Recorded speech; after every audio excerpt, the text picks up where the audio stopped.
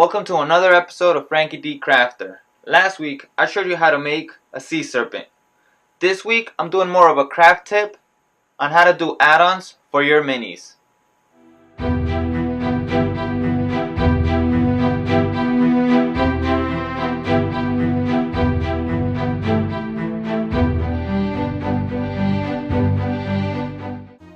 My first craft tip is to keep an eye out for detail. For instance, when I crafted this, I really like how the waves came out.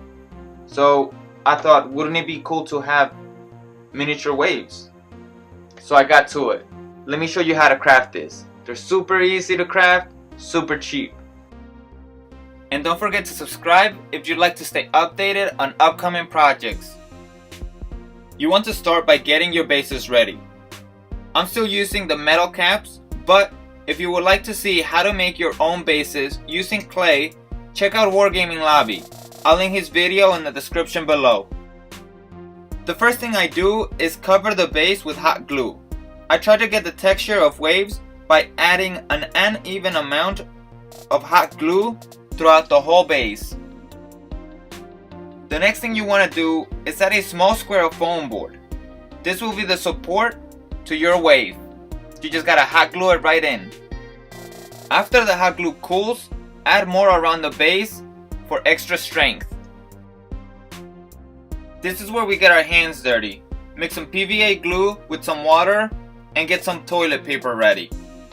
I'm wearing gloves because I'm the type of person that would get kicked out of a museum for touching everything. And now it only hurts when you touch it. Start soaking chunks of toilet paper and attach them to your base. When you're working on the top of the wave, you want to pull apart the toilet paper after you soak it. This will create the effect of the wave about to crash. After you're satisfied with the shape, attach it to your base. You should allow the wave to completely dry before moving on to the next step. To add more detail and a sense of motion, lightly run your hot glue gun on the waves without adding too much hot glue. And then do the same for the back. Painting these are super easy. Get a dark blue, a light blue, and a white. That's all the paint you should use or need after you primer them. You want to completely cover the mini with dark blue. You can wait for the paint to dry or you can try to wet blend it. It's really up to you. I apply the lighter blue in a way that almost feels like dry brushing it. And in the same manner, I add the white. You want to add more white at the end of the wave and less as you approach the base.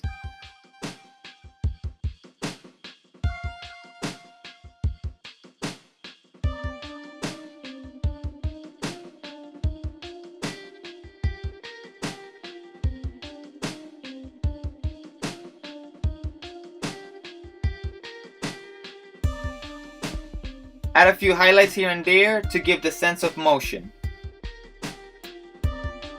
After that, I grab an acrylic ink, light blue, and water it down and add it almost as a wash to make it look whole.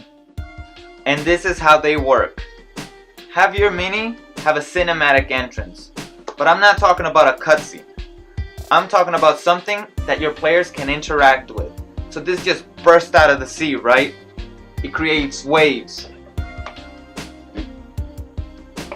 And let's say your players are on a boat or a canoe just around this area over here. Now they have to either figure out a way to maneuver the boat or cast magic or just try to deal with the waves themselves. So now you've made this entrance for your mini that your players have to react to. Thank you very much, everyone. I hope you enjoyed the quick tip, quick craft. Hopefully I'm able to do a few more of this on Tuesdays, but who knows. I'll catch you on the flippity side.